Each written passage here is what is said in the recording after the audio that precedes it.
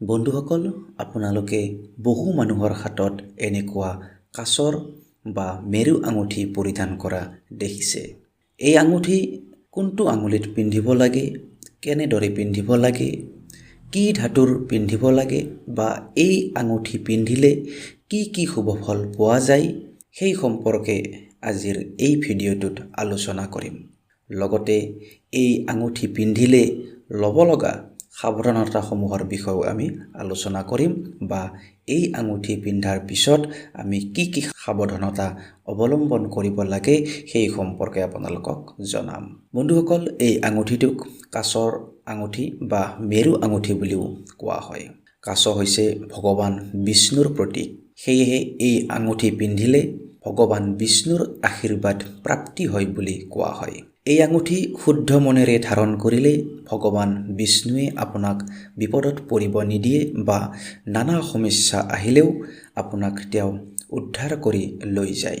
বন্ধুসকল, এই আঙুঠি পিন্ধিলে মা লক্ষ্মীৰ কৃপা প্ৰাপ্তি হয় বুলি কোৱা হয়।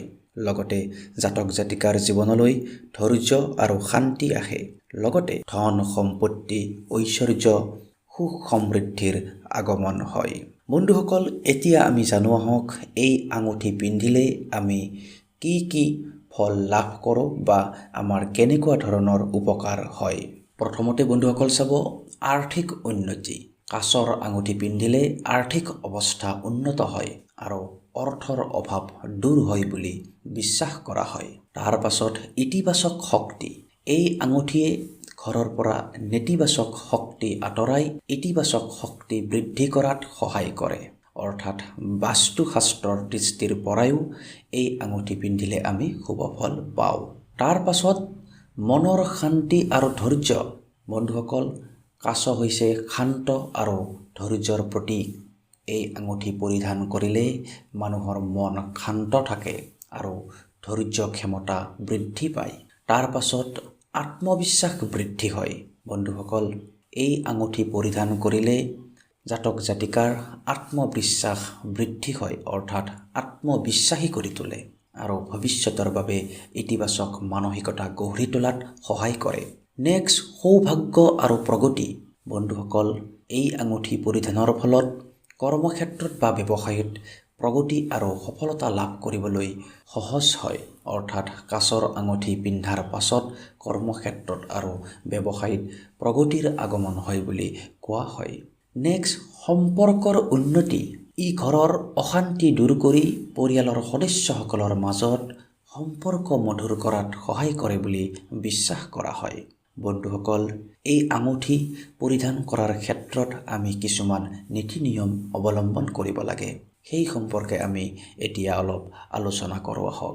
প্ৰথমতে মন দিব, আঙুঠিটো পিন্ধাৰ সময়ত কাঁচৰ মুখখন সদায় নিজৰ শৰীৰৰ ফালে অৰ্থাৎ ভিতৰলৈ থাকিব লাগে, যাতে ধন আপোনাৰ ফালে আকৰ্ষিত হয়।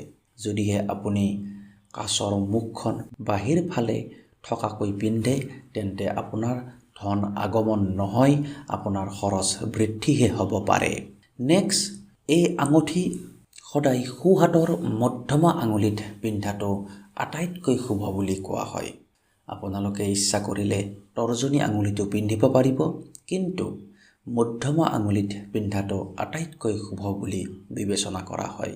আপোনালোকে এই দুটা আঙুলিৰ বাহিৰে আন আঙুলিত এই আঙুঠি পৰিধান নকৰিব। তাৰপিছত আহিছোঁ, এই আঙুঠিটো কি ধাতুৰে নিৰ্মাণ কৰা হ'ব লাগে। বন্ধুসকল, আপোনালোকে সোণেৰেও পাৰিব, ৰূপেৰেও পাৰিব বা অষ্টধাতুৰেও পাৰিব বা তামেৰেও পাৰিব, তাত কোনো সন্দেহ নাই। কিন্তু ৰূপৰ ধাতুৰে তৈয়াৰী কাঁচৰ আঙুঠি পিন্ধাটো আটাইতকৈ উত্তম বুলি গণ্য কৰা হৈছে। সেয়েহে আপোনালোকে চেষ্টা কৰিব এই আঙুঠি সদায় ৰূপৰ ধাতুৰে তৈয়াৰ কৰিহে আপোনালোকে পিন্ধিব। নেক্সট আহিল বাৰ। এই আঙুঠি আমি কোনবাৰে পৰিধান কৰিব লাগে। বন্ধুসকল, আপোনালোকে এই আঙুঠি পাৰিলে শুক্ৰবাৰে পিন্ধিব, কিয়নো শুক্ৰবাৰটো মা লক্ষ্মীৰ দিন বুলি কোৱা হয়। লগতে ধন সম্পত্তিৰ লগত জড়িত গ্ৰহ হৈছে শুক্ৰ। সেয়েহে আপোনালোকে এই আঙুঠিটো শুক্ৰবাৰে পিন্ধিলে নিশ্চয় শুভ ফল পাব। বন্ধুসকল, এতিয়া আমি জানো আহক এই আঙুঠি পিন্ধাৰ পিছত আমি কেনেকুৱা ধৰণৰ সাৱধানতা অৱলম্বন কৰিব লাগে। বন্ধুসকল, কাছ হৈছে ভগৱান বিষ্ণুৰ প্ৰতীক। যেতিয়া এই ভগৱান বিষ্ণুৰ প্ৰতীকটো আমি আমাৰ নিজৰ হাতত পৰিধান কৰিম বা আমাৰ লগত ৰাখিম, তাৰ পাছত আমি কোনো ধৰণৰ অশুচি স্থানলৈ যাওঁতে বা লেতেৰা ঠাইলৈ যাওঁতে আমি এই আঙুঠিটো পিন্ধিব নোৱাৰিম বা পিন্ধিব নালাগে। ঠিক তেনেদৰে টয়লেট যোৱাৰ সময়তো আমি আঙুঠিটো সলকাই থ'ব পাৰিলে ভাল। বন্ধুসকল, যিকোনো ধৰণৰ লেতেৰা স্থান বা শ্মশানলৈ যাওঁতে বা এনেকুৱা ধৰণৰ স্থানলৈ যাওঁতে আপোনালোকে এই আঙুঠিটো পৰিধান কৰিব নোৱাৰিব বা সলকাই থ'ব লাগিব। নেক্সট কথাটো হ'ল বন্ধুসকল, এই আঙুঠি পিন্ধাৰ পাছত আমি নন ভেজ সেৱন কৰাটো বঞ্চিত বা আমি নন ভেজ এৰিব নোৱাৰিলেও আমি নন ভেজ খোৱাৰ সময়ত এই আঙুঠিটো সলকাই থ'ব পাৰিলে ভাল।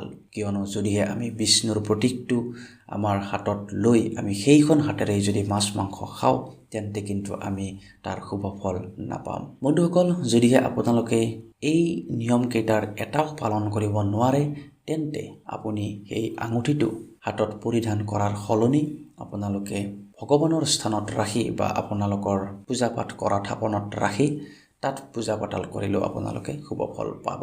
আৰু যদিহে আপোনালোকে এই আঙুঠিটো পৰিধান কৰে, তেন্তে এইকেইটা কাম কৰোঁতে অলপ সাৱধান হ'ব।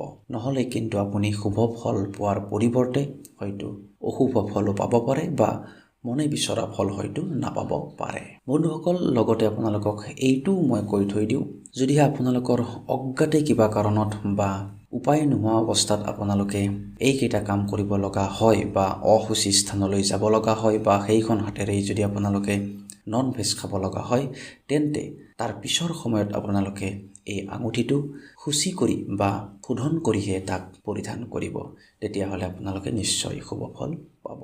বন্ধুসকল, আজিলৈ এই ভিডিঅ'টো আমি ইমানতে এৰিলোঁ। যদিহে আজিৰ এই ভিডিঅ'টোৰ পৰা আপোনালোকে অলপ হ'লেও উপকৃত হ'ল বা এই ভিডিঅ'টো যদি আপোনালোকে ভাল পালে, তেন্তে প্লিজ এই ভিডিঅ'টোত আপোনালোকে এটা লাইক কৰক, কমেণ্ট কৰক, আপোনাৰ বন্ধুবৰ্গলৈ এই ভিডিঅ'টো শ্বেয়াৰ কৰক। লগতে বন্ধুসকল, আপোনালোকে আমাৰ চেনেলটো ছাবস্ক্ৰাইব কৰি থ'ব, লগতে নটিফিকেশ্যন বেলটো অন কৰি থ'ব, যাতে পৰৱৰ্তী সময়ত আমি এনেকুৱা ধৰণৰ ভিডিঅ'বিলাক আপলোড কৰাৰ লগে লগে তাৰ নটিফিকেশ্যন আপোনাৰ ওচৰলৈ যায়।